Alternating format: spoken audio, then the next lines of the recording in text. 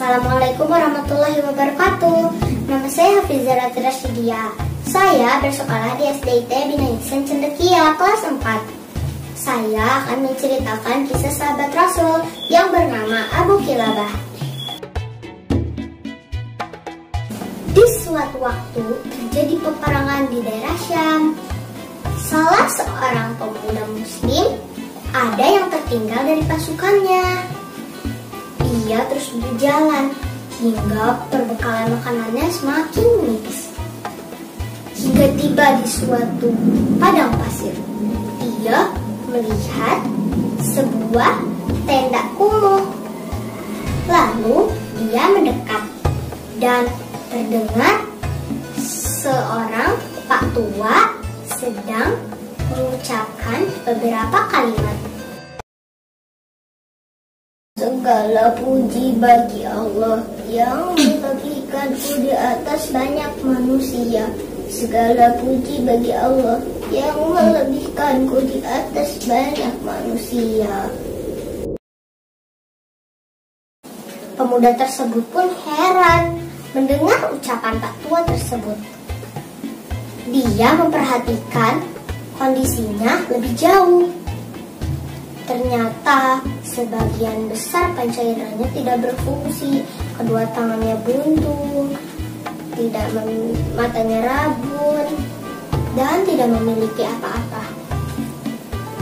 Lalu pemuda tersebut memperhatikan kondisinya sambil mencari apakah ada anak yang mengurusnya, istri yang menemaninya, tetapi tidak ada seorang pun. Lalu dia beranjak mendekati patua tersebut. Patua tersebut pun merasakan adanya kehadiran pemuda tersebut. Siapa itu? Siapa? Assalamualaikum. Saya seorang yang tersesat dan menemukan kemah ini. Anda siapa? Mengapa Anda tinggal sendiri di sini? Di mana istrimu, anakmu, atau kerabatmu? Aku seorang yang sakit. Keluargaku telah meninggalkanku, dan kebanyakan keluargaku telah meninggal. Namun kudengar Anda mengulang-ulang perkataan segala puji bagi Allah yang melebihkanku di atas banyak manusia. Demi Allah, apa kelebihan yang diberikannya kepadamu, sedangkan kamu buta, fakir, dan tidak memiliki tangan, juga tidak memiliki apa-apa. Aku akan menceritakannya kepadamu. Tapi aku punya satu permintaan.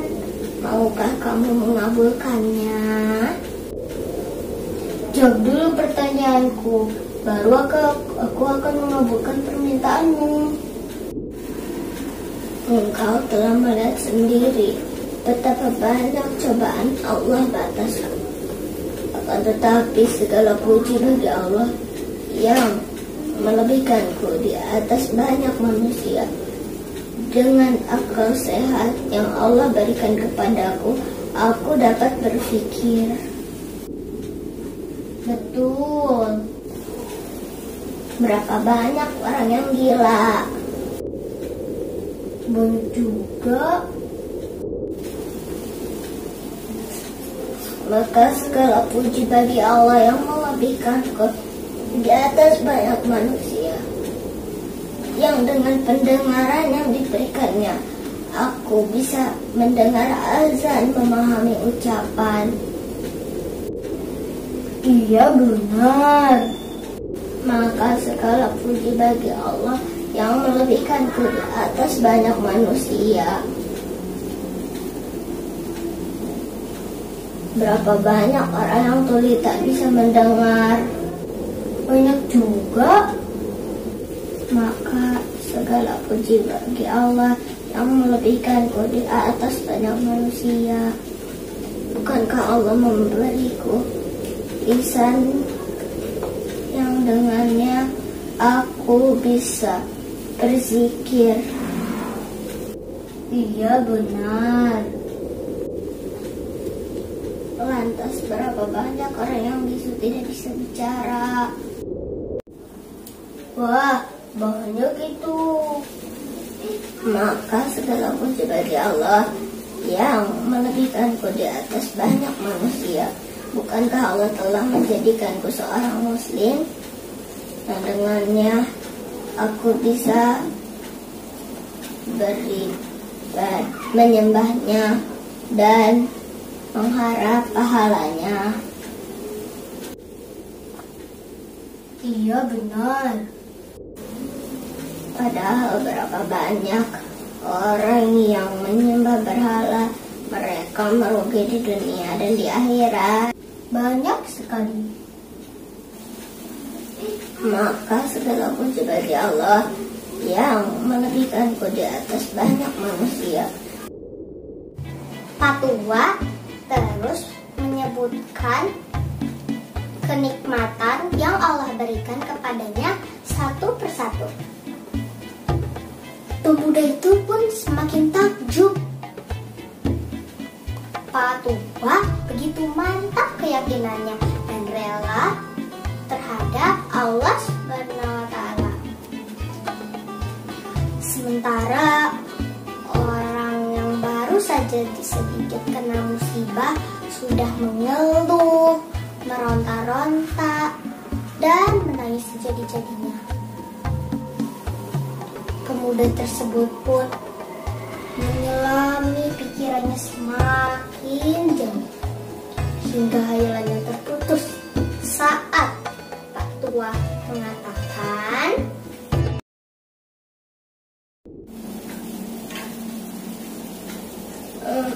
apakah boleh aku menyebutkan permintaanku sekarang? "Iya, apa permintaanmu?"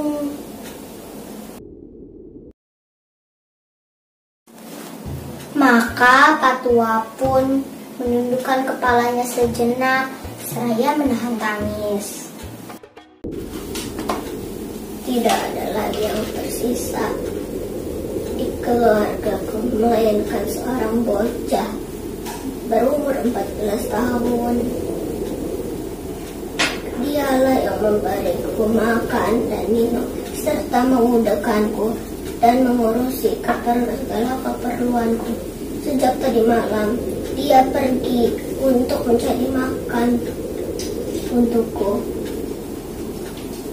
dan sampai sekarang dia belum kembali juga.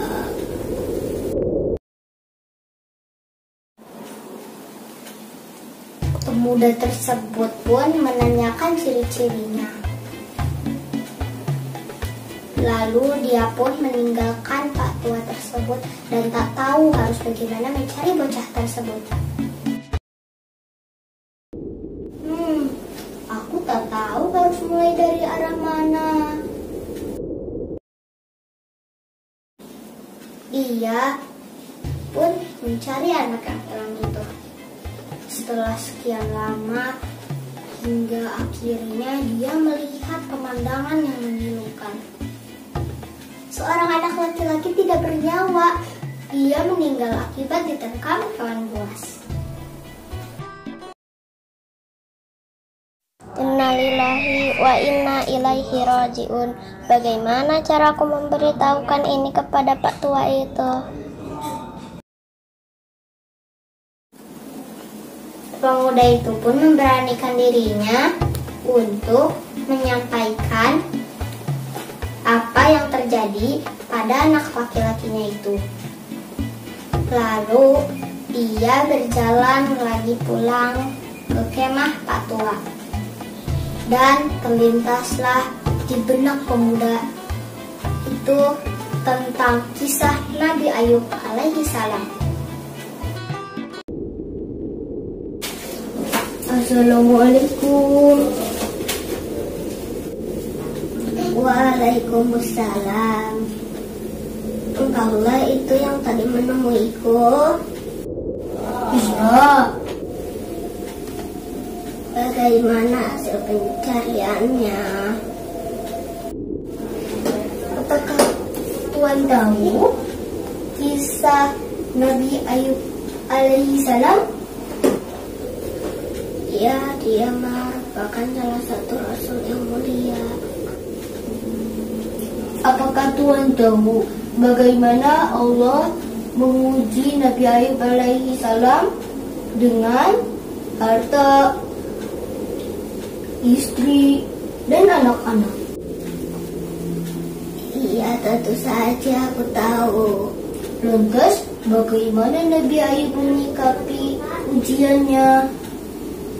Ia selalu bersabar, bersyukur, dan selalu memuji Allah. Bahkan Nabi Ayub pun dijauhi sahabat-sahabatnya. Benar, ia pun tetap bersyukur kepada Allah Subhanahu wa Ta'ala. Apa maksudmu menceritakan soal Nabi Ayub alaihissalam secara tiba-tiba? Aku telah menemukan anakmu, tetapi dia sudah tidak bernafas.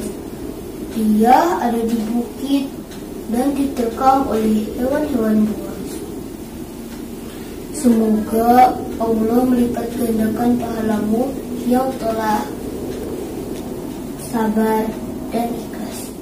Segala puji bagi Allah. Dia telah menciptakan bagi keturunan yang tidak bermaksiat kepadanya.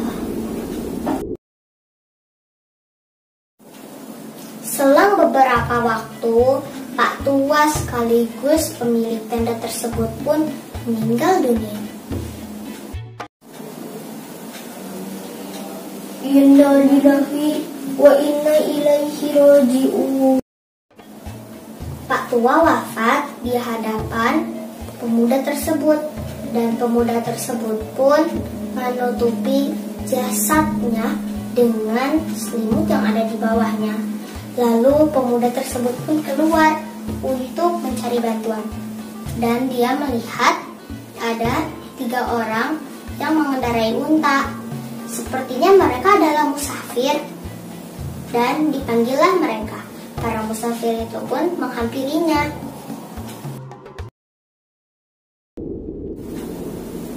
Maukah kalian mendapatkan pahala? Di sini ada seorang muslim yang wafat dan tidak memiliki siapa-siapa. Kalian mau membantuku untuk memandikan, mengkafani, menyolatkan, dan menguburkannya? Baiklah, aku akan membantumu. Pemuda itu pun membuka penutup jasad Pak Tua. Lalu para musafir itu pun bersyukur mencium kening Pak Tua.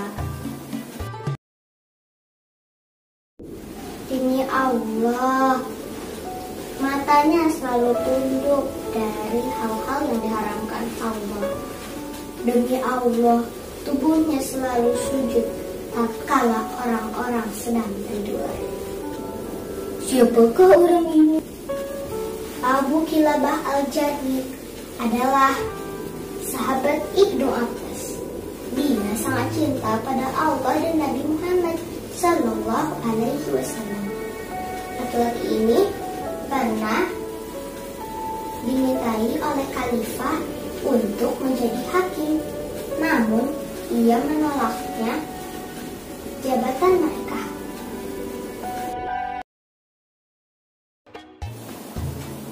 Demikianlah kisah Abu Kilabah, sahabat Rasulullah Sallallahu Alaihi Wasallam. Terima kasih. Wassalamualaikum warahmatullahi wabarakatuh.